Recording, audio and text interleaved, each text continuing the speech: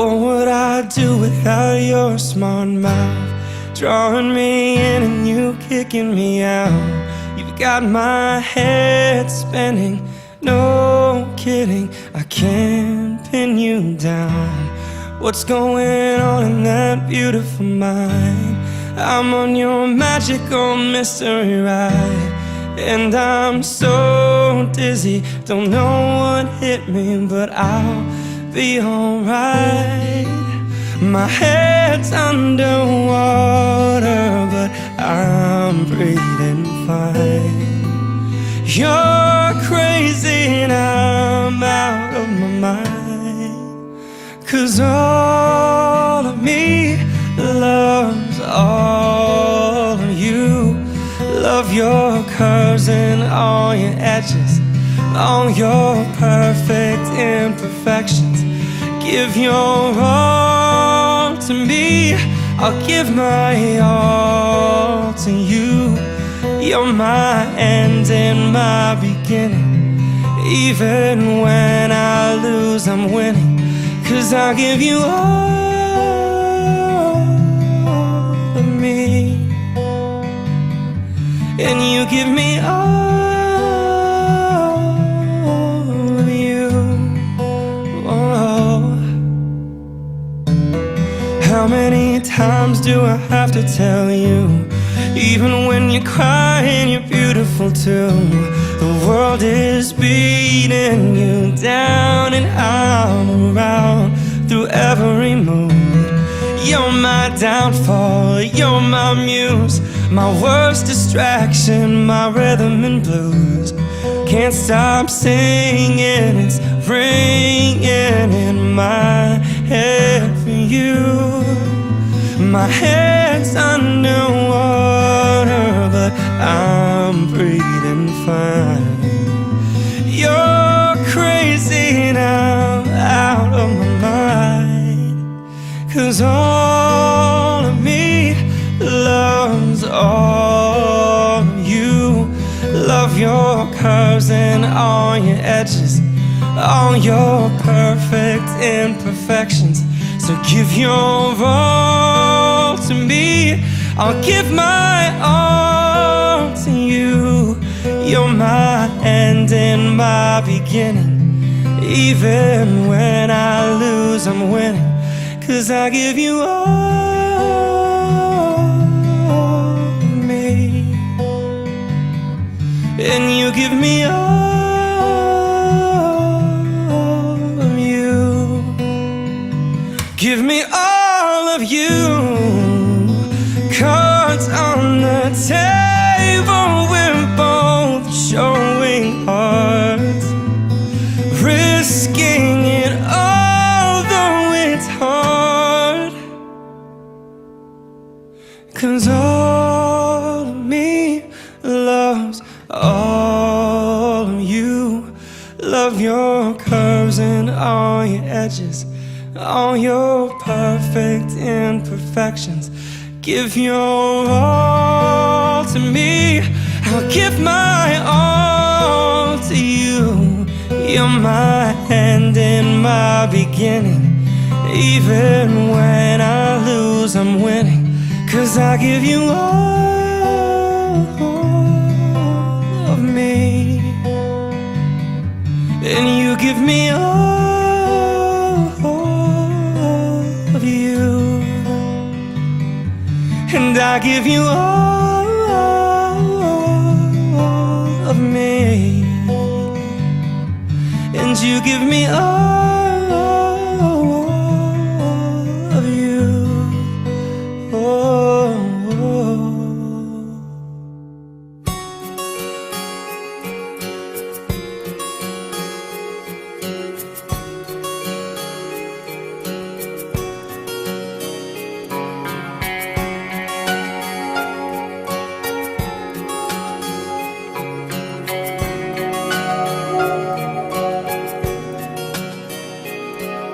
The way you curse when we're in traffic, a million flavors of your chapstick, the way that you keep my heart captive. The Journey concert in AC, Remember we sang faithfully. I still got that old hotel room key. This is the way I feel. I can't wait for you to be my wife, to live this life together, and I won't let you go. I need you to know that you are my heart forever, and on and on and on. The way you like to sing my songs, you always know something's wrong. The way you say you miss me when I'm gone, the things you do to show you care. You're always down for truth or dare. Freeze this moment, let me stop and stare. Nothing before was real. This is the way I feel. I can't wait for you to be my wife, to live this life together, and I won't let you go. I need you to know that you are my heart forever, and on and on and on. Yeah, we go on and on and on. For better or for worse, no matter how it hurts, you got me to hold your hand. I promise you will. In your wedding dress, we'll dance till no one's left. I don't wanna blink my eyes, I don't wanna miss a thing. I can't wait for you to be my wife, to live this life together, and I won't let you go. I need you to know that you are my heart forever. I can't wait for you to be my wife, to live this life together, and I won't let you go. I need you to know that you are my heart forever, and on and on and on. Yeah, we'll go on and on and on.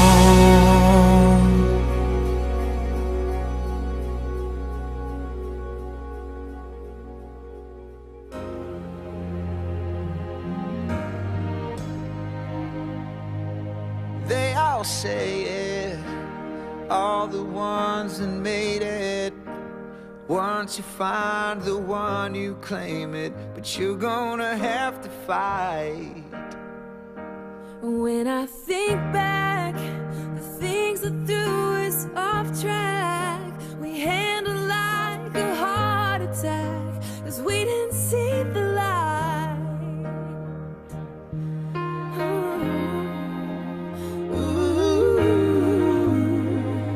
Yeah, now we both know our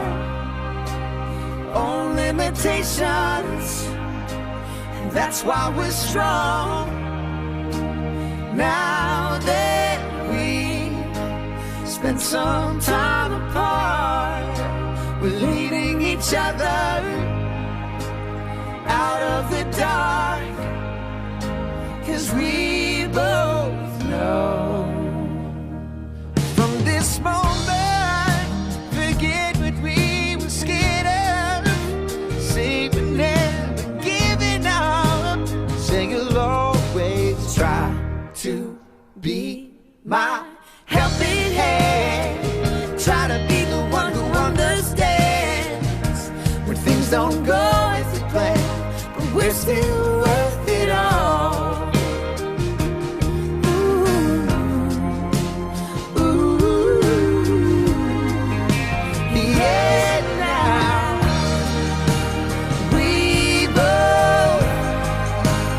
know our own limitations. That's why we're strong. Now that we spend some time apart, we're leading each other out of the dark. 'Cause we both know what we're scared of.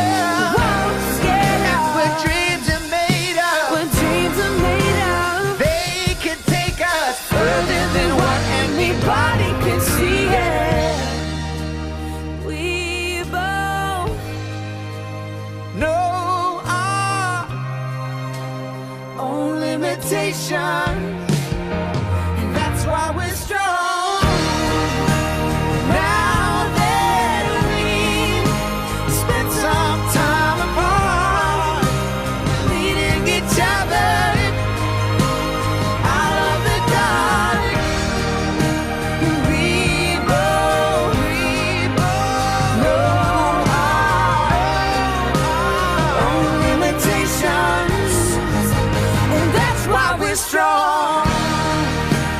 Now that we spent some time apart,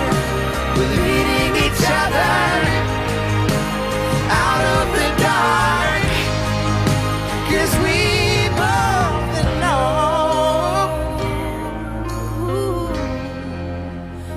We both know.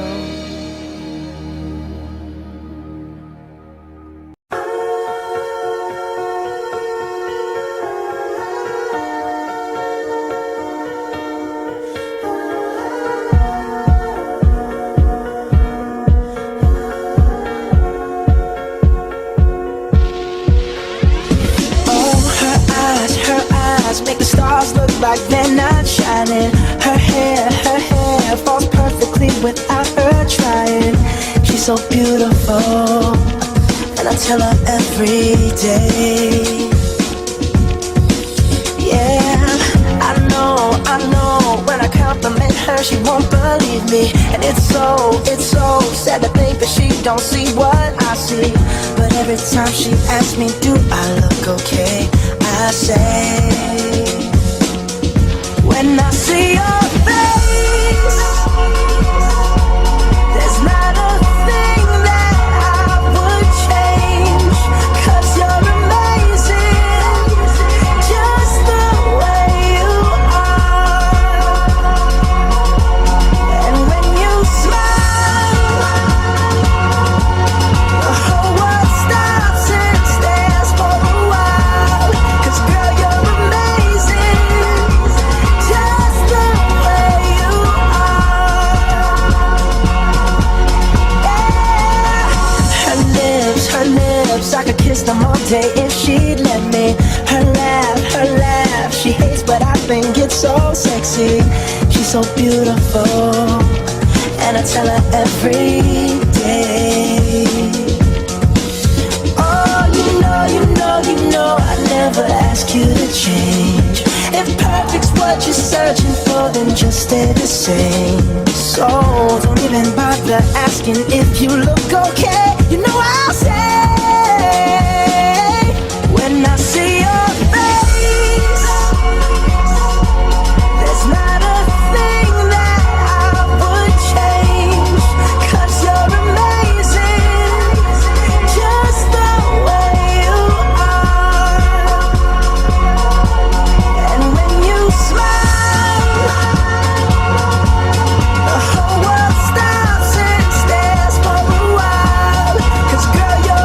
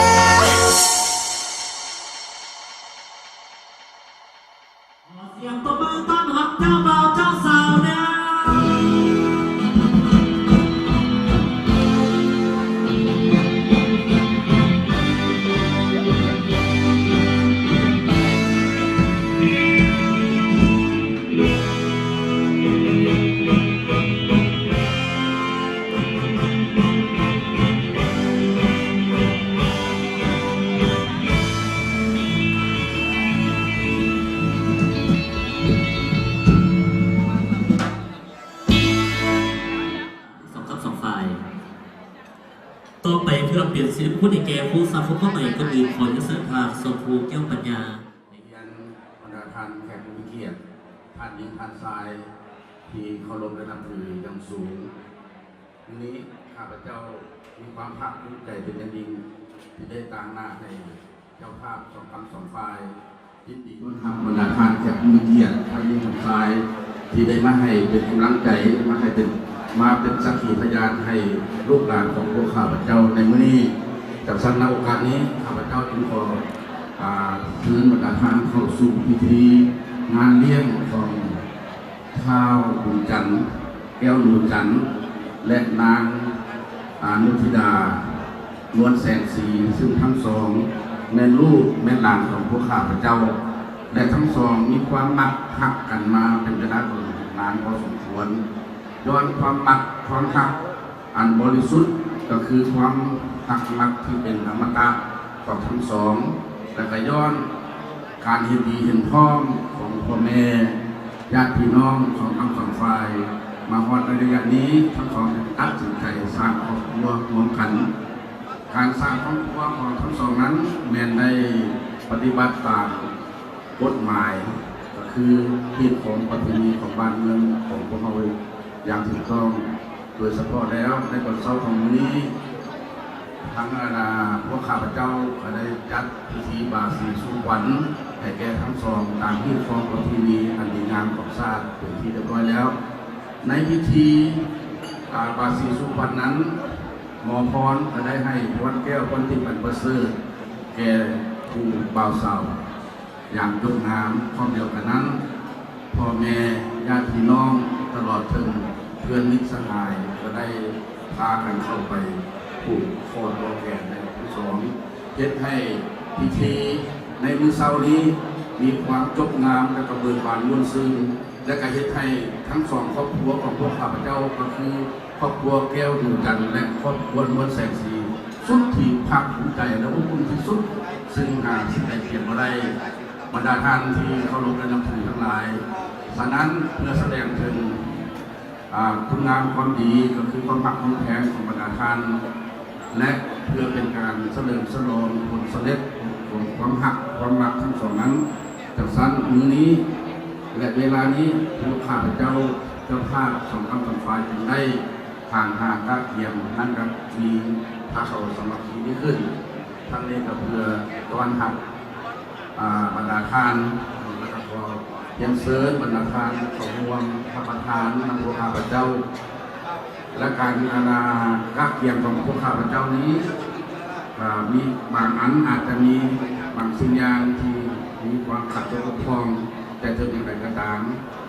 ข้าพเจ้าขอตั้งมาให้เจ้าภาพสองฝ่ายขออภัยนำภายหลังที่รับประทานอาหารที่เรียบร้อยแล้วก็ขอเรียนเชิญบรรดาทานรวมมวลซื่นเพราะว่าอยู่โรงแรมหรือภัตตาคารดาวคำในพวกเราก็มีวงดนตรีที่มวลซื่นแล้วก็ถือว่ามีนักร้องที่โด่งดังหลายคนที่มาประกอบส่วนในครั้งนี้นะครับเพื่อเป็นการส่งเสริมสุขนูให้ผู้สมรสใหม่มีความสุขจังสั้นเราถึงได้ข้างหากักเทียมบรรดาท่านที่เคารพและนับถือทั้งหลายการสร้างครอบครัวของทั้งสองมาวันนี้ถือว่ามีผลสำเร็จเป็นที่เรียบร้อยแต่ถึงอย่างไรก็ตามในอนาคตต่อไปถ้าหากว่าลูกหลานของพวกข้าพเจ้าครับการทำสิ่งใดสิ่งหนึ่งที่มันบ่สอดคล้องกับยึดครองประเพณีกับบ่ถูกต้องตามระเบียบกฎหมายก็ขอเพิ่งบรรดาทานที่มาเป็นสักขีพยานในมื้อนี้ช่วยแนะนำตักเตือนให้ทั้งสองกลายเป็นครอบครัวที่อุดมสมบูรณ์ครอบครัวที่พัฒนาและเป็นครอบครัวที่ถูกต้องตามที่กองประเพณีของชาติก็คือเป็นครอบครัวที่พัฒนาและเพื่อสำหรับตัวผู้สร้างครอบครัวใหม่นี้ก็เช่นเดียวกันเนาะในอดีตที่ผ่านมาเป็นโสดไปบนใดก็สะดวกสบายแต่ว่าเมื่อสร้างครอบครัวแล้ววันนี้บางนั้นที่จะต้องได้พัฒนาตัวเองโดยเฉพาะแล้วก็ได้ให้ศึกษาเรียนรู้นำบรรดาครอบครัวต่างๆที่เพิ่นมีผลงานดีเด่นโดยเฉพาะคนนั้น ครอบครัวของพ่อแม่ญาติพี่น้องที่เป็นเรียนยังให้เกียรติให้เขาเนาะขอให้ทั้งสองตั้งใจคือนั้นเพื่อให้เป็นคนดีของชาติแต่ต้องได้พัฒนาตัวเองให้มีความเบิกบานรู้สึกดังนั้นในโอกาสทุกท่านนี้ข้าพเจ้าก็ขอถือโอกาสนี้อวยใส่พรแก่บรรดาท่านที่มารวมเป็นสักขีพยานและรวมพระเขาสมัครและมนุษย์น้ำข้าพเจ้าในครั้งนี้จงมีด้วยความสุขกายสบายใจปราศจากโรคภัยไข้เจ็บและก็มีผลสำเร็จในหน้าที่การงานของทุกท่านและต่อไปนี้ขอเรียนเชิญบรรดาท่านทุกท่านยกดอกดึงเพื่อเป็นสิริมงคลให้แก่ผู้สั่งครอบครัวใหม่เนาะขอบใจขอเรียนเชิญ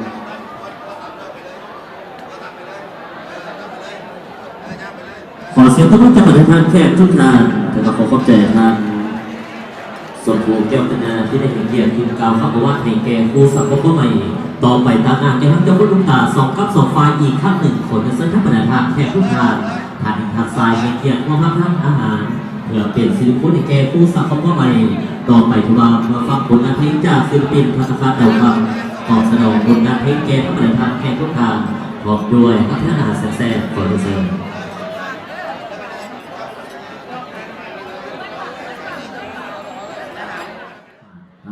ขอเสียงปรบมือกับบรรดาแขกทุกท่านให้แก่เจ้าบ่าวเจ้าสาวพิเศษวันเจ้าบ่าวกันล้อรอเจ้าสาวกงามสมกันปัดกิ่งทองไปยกอันพิเศษทำให้ยินเสียงเพลงแล้วขอยินเซินเจ้าบ่าวเจ้าสาวม้วนซื่นขอยินเซิน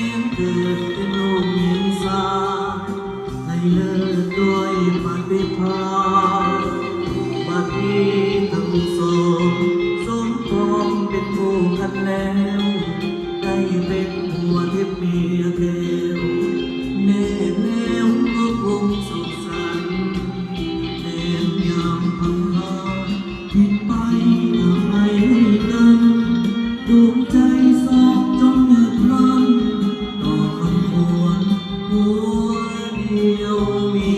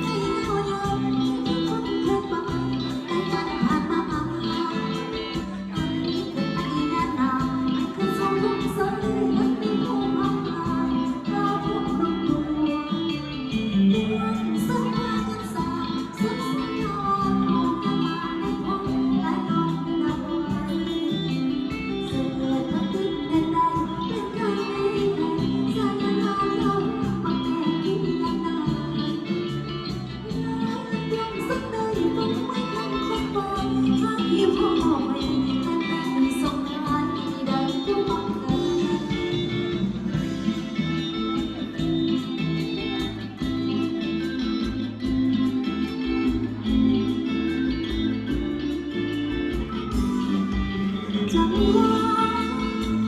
อ่อนละมาเอาไปเมืองเมืองโซดกเส้นละแลลงมาเห็นลงเรียงงามดีเพียงสมัครเพียงทั้งแค่งานที่สุดทั้งคงเป็นนาทีทำงานเพื่อที่จะต้องวันนี้เป็นวันมหาศาลวันนี้เป็นวันมหาศาลจะซื่อหัวใจที่ได้มาหาไอ้เราจะซื่อหัวใจที่ได้มาหาไอ้เรามองใจเราพบแค่อาสองยิ้มว่าทองแค่ลงก็แสนดีใจเธอนาได้มาหาพบกันแสนดีใจเธอนาได้มาหาพบกันวันดีได้ลมใส่โศกสารวันดีได้ลมใส่โศกสารย้อนมาพบเจ้าทับมาคุยสุโลเดี๋ยวลงทับมาคุยสุโลสีหน้าน้องมันสวยหน้าเราเลยเราเลย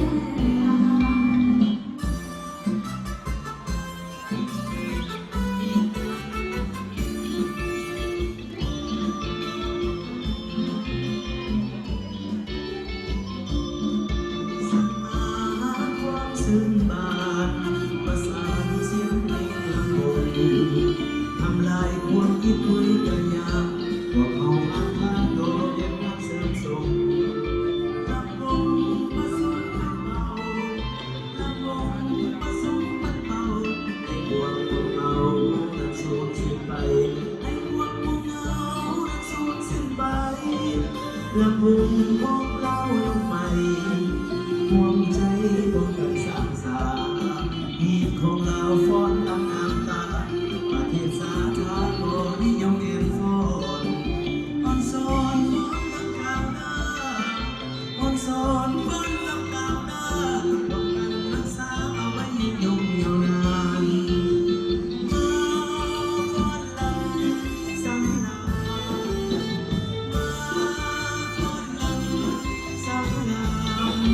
ข่าวอันร้องเป็นสร้างผลงานออกเพลงแข่งขันสามัคคีห่วงใจดึงตามพักสีสองให้เราไปสู่นักใสดังไม้ก็เกี่ยวเพลงกันไว้สดชื่นแจ่มใสเมื่อได้นำวงเราลำวงเราเกี่ยว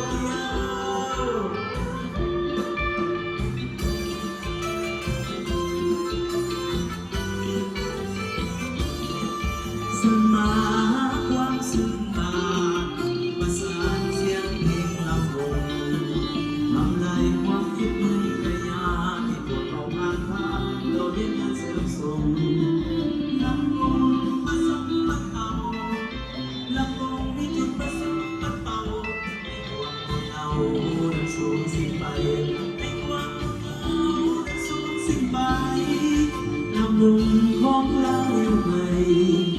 ดวงใจ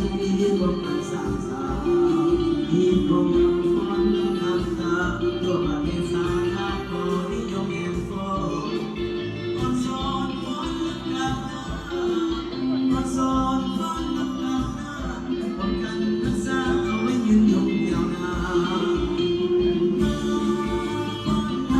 ำซ้ำดามาฟ้อนลำซ้ำดา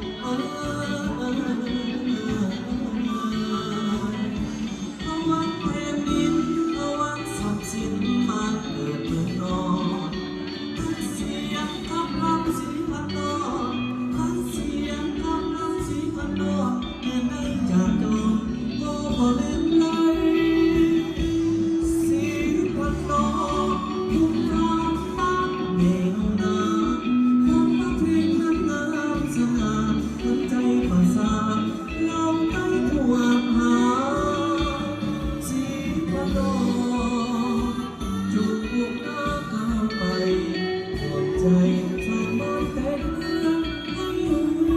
เย็นสุขดีดินแดนที่รักแห่งนี้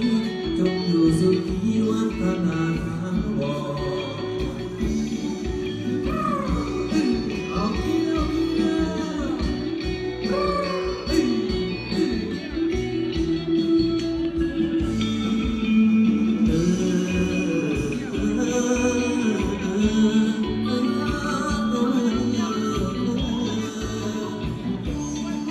เป็นดินก้อนทรัพย์สินมากเดินเมืองนอกทั้งเสียงคำรำเสียงพนอทั้งเสียงคำรำเสียงพนอเปลี่ยนเลยจากโดนก็บริใครสีพันนอทุกตามบ้านเดียวนา คนเพลงน้ำงามสง่าคนใจประสาทงามใต้ผู้วางหาสีพันนอจงเป็นอาก้าวใหม่ห่วงใจสาบานแผ่นเมืองให้อยู่เยือกอยู่เย็นสุขีดินแดนที่รักแผ่นนี้จงอยู่สุขีวัฒนาถาวรสีพันนอ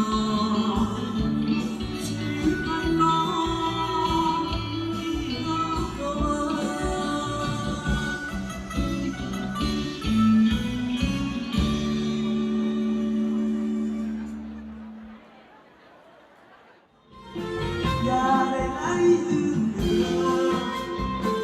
อายอยากมาแค่ไกลสมัครใจไว้หวังมีสมองนองลาเพราะสิได้เดบ่น้องทำยังบ่เพียงพอใจนักไม้ไว้ก่อนก็ได้คนดีให้คอยเธออีกกี่ปีโอ้แต่จูบบ่มองใจไม้รออีกบ่นานก็นานยังมีสาวเจ้าดีใจงามน้ำใจใส่ความสามารถจงเป็นขวัญใจของสามีบทบาทโลมาล้านหน้าเองอย่าได้ไร้ลืมเดืออายอยากมาเก็บไก่สมัครใจไว้หวังมีสมอนน้องลาเพราะเสียบ่น้องหากยังบ่เพียงพอกันหน่อยตั้งใจ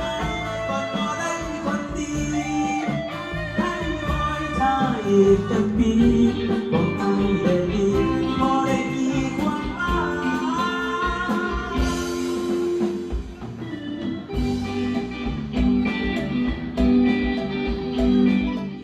Ya ya Rabbiya Arabiya ya ya Rabbiya Arabiya ya ya Rabbiya Arabiya Rabbiya Rabbiya apa yang kamu cakap lagi? Ha ha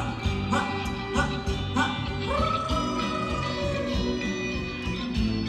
Apa yang kamu cakap sih? Apa yang dia nak buat sih? Buat ini,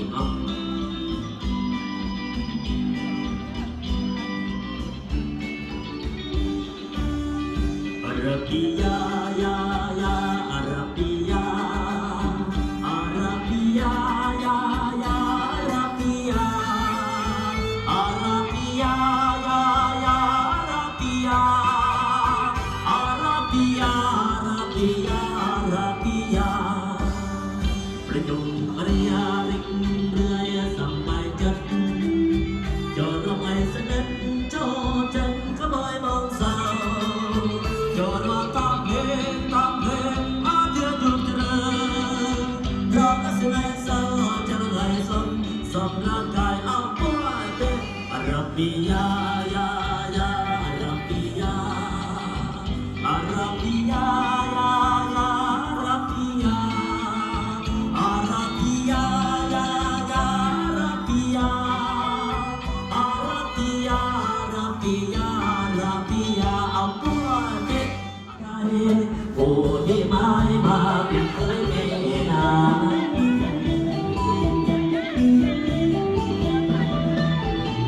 Oh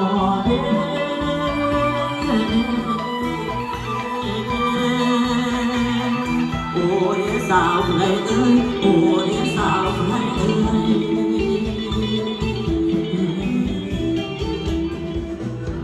ถ้าเกิดเดียสาวผู้ใดอันลอยดอนให้น้องกดน้องสาจังโอ้ยคิดเกลือตาบ้าไก่ทั่วตาเอ้ยลอยป่าขอใจมาหอดแล้วป่าขอใจมาหอดแล้วจุกลักจุกลักขอเดือด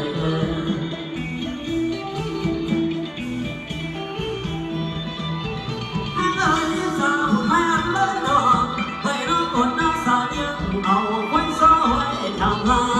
นหัวงานเลย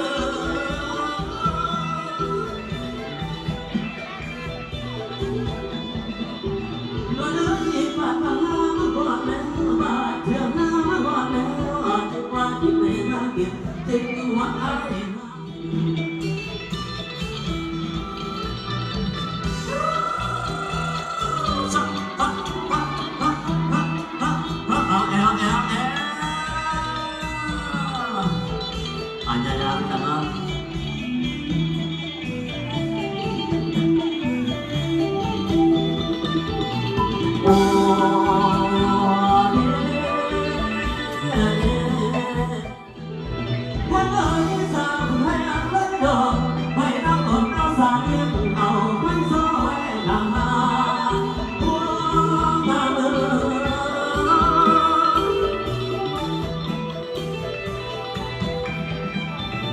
เลยบ้านเธอมาหอดแล้วบ้านเธอมาหอดแล้วคิดว่าที่ไม่น่ากินจริงว่าไอ้หากินได้เลยวันสางามสิมีเสือน้ำข้างน้องสาอายอยากมาเป็นเคยผู้ใจอายอยากมาเป็นเคยผู้ใจขอเสียงขอเสียงอย่าเป็นเรื่อง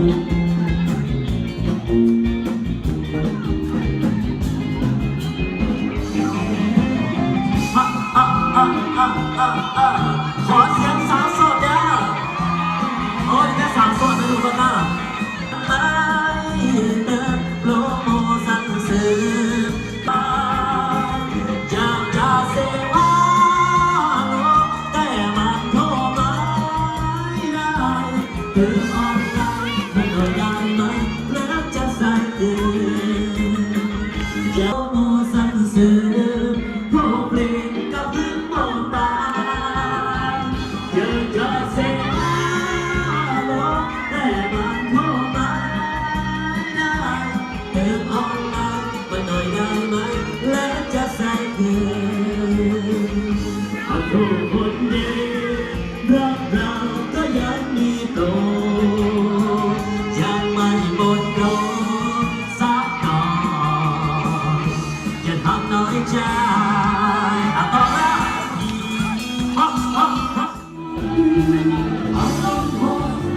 I love home,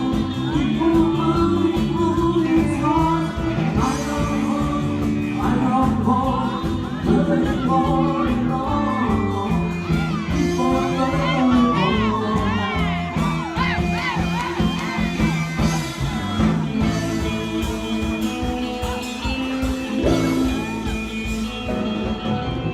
I love home, I love home.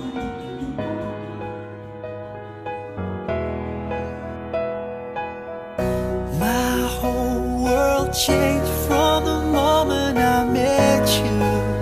and it would never be the same. Felt like I knew that I always loved you from the moment I heard your name. Everything was perfect. I knew this love was worth it. Our own miracle never make it until this world stops turning.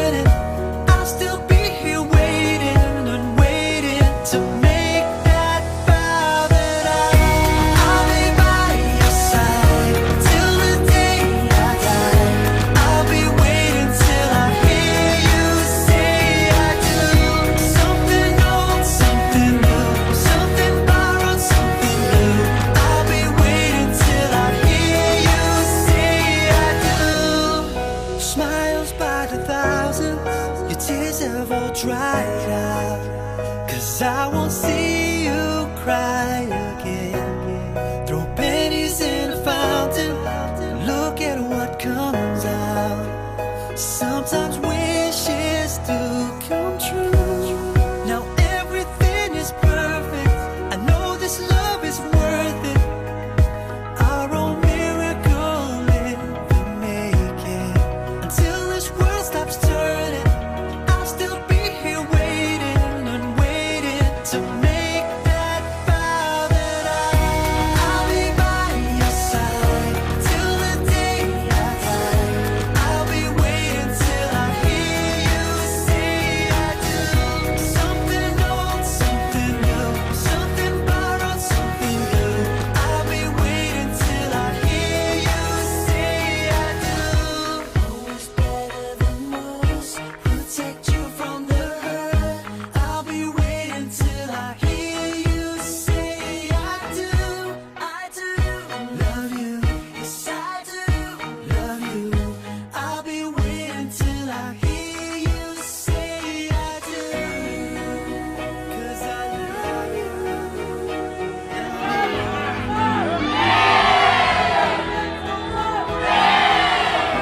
I'll be by your side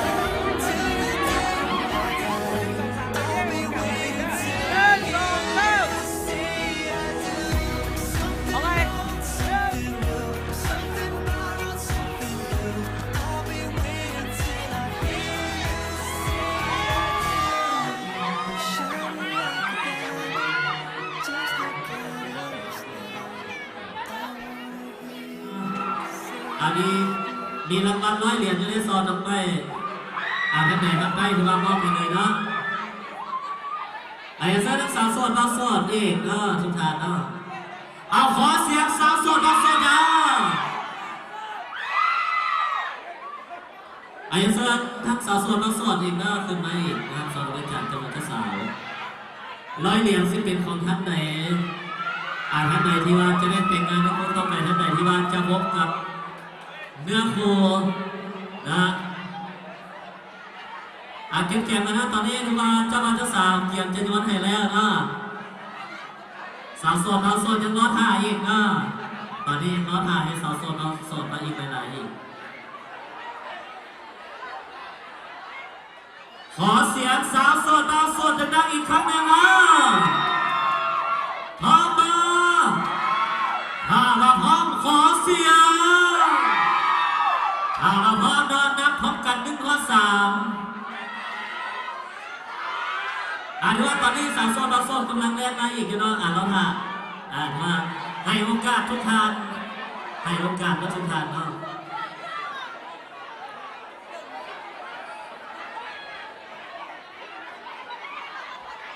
พร้อมมาถ้าเราพร้อมขอเสียงกรี๊ดกันได้อีกครั้งหนึ่งนะ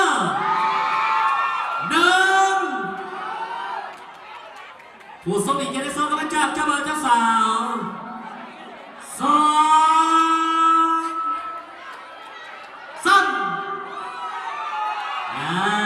เจ็ดนะ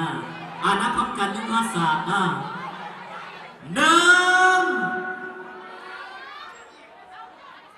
2 3เจ้าบ่าวเจ้าสาวให้นับพร้อมกันเนาะนับพร้อมกัน1 ข้อ 3 1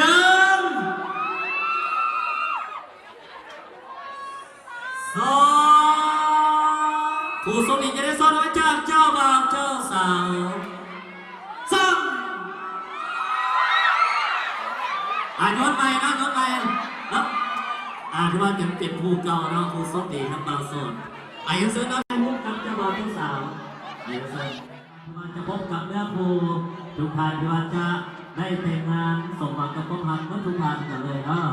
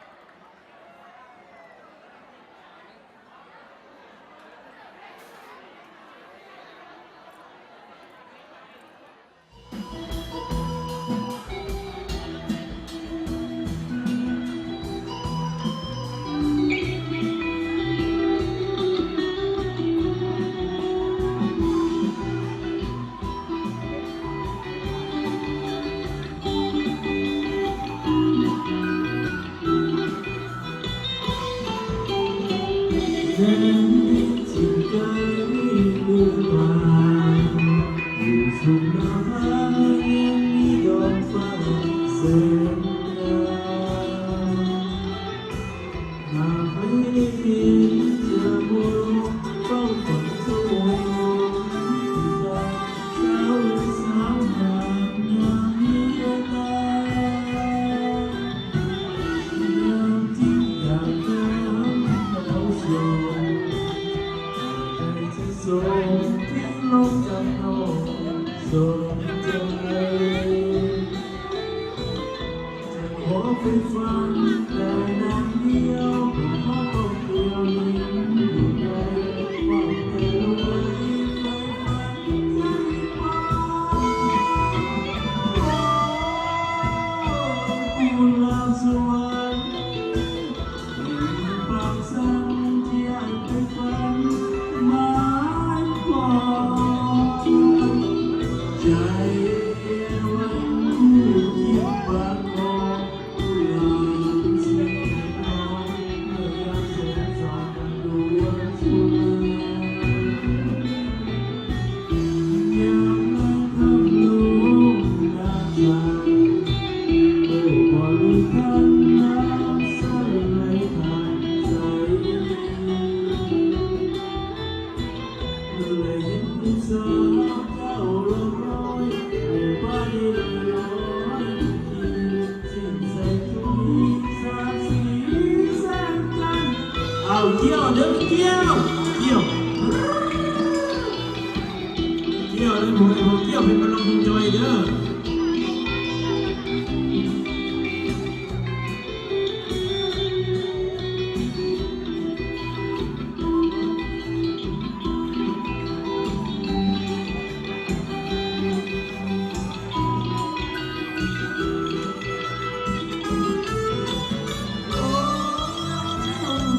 กุหลาบสวรรค์ปากสั่นที่ให้ไปฝันหมายปองใจวันคู่ที่ปากบอกกุหลาบเป็นเสียงน้องเมื่อยามแสงสดกันดวงสุริ ยามแลงค่ำลงน้ำใสโอ้บริการน้ำสั่นไหลผ่านใจเลยเห็นผู้สาวเจ้าเลิกลอยไปลอยลอยสิ้นแสงสุริสาดสีแสงจันทร์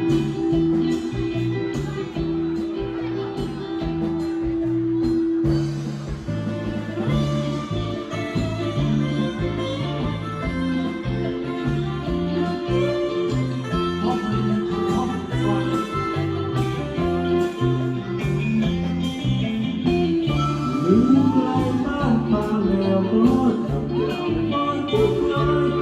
เมื่อเศร้าบอกเจ้าไปอยู่ก่อนนะให้เพลงนี้ป้าน้องถูกใจป้าจะเป็นกลุ่มใหญ่เมื่อบ้านเก่าแล้วหมูป่าทุ่งเสียวที่เจ้าจบไปยังยามที่เดินมาโน่ให้ขอดูแลไว้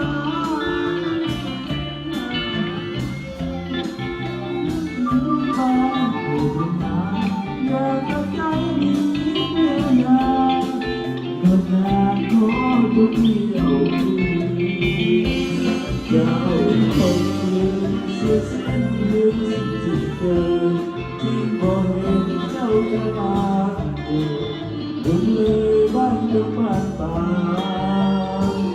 ได้ที่มีสุขพบเป็นสุขเป็นแก้วตาที่ความหาทั้งสัญญาอยู่ว่าจะไปแล้วก่อนแดนดอกไม้ป่าที่เจ้าเคยจบไปยับยั้งได้ได้รอโน่ให้บอกอยู่ใจอ้างว้าง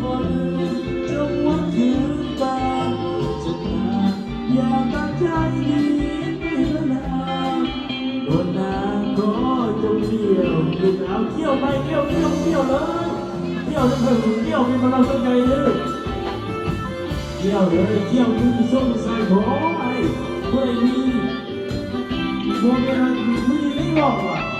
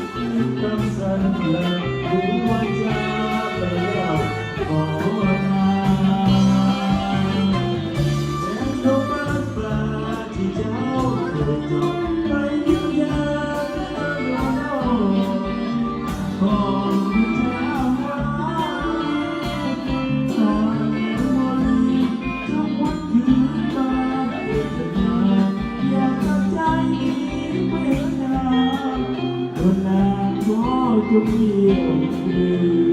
บอกเลยโดนรุนแรง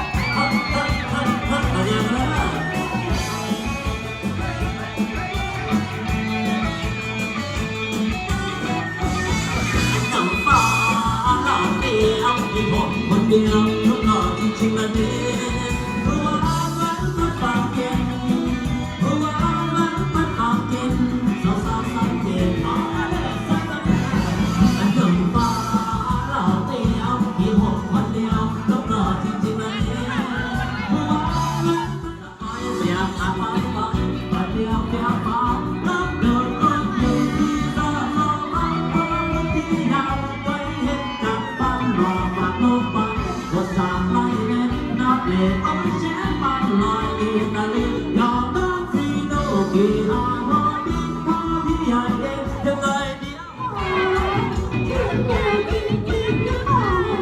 แช่ใจน้องจังยาวเป็นสาวเป็นสาวคนนี้คนเดียวน้องคือน้องพี่เด็กที่น้องเรียนมาใหม่โยนชักอัพและมันชักพอไม่หนึ่งใจเดียวพอเพียงกันอันน้ำป่าหล่อเดียวมีผมคนเดียวน้ำหล่อจริงๆอันนี้หัวนั้นลูกตอบเบ้หัวนั้นลูกตอบเบ้สาวสาว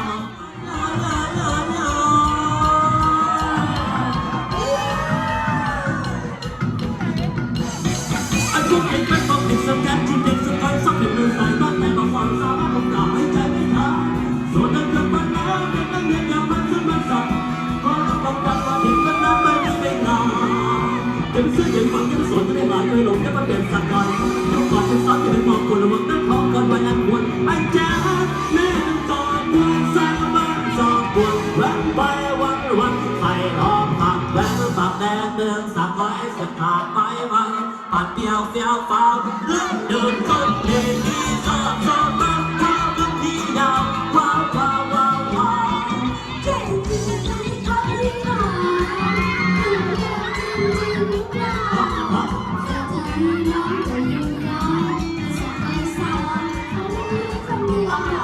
น้ำตาหลอกเดียวที่ผมคนเดียวลบหล่อจริงๆอันนี้ระวังแล้วไปเดินชนระวังแล้วไปเดินชนสาว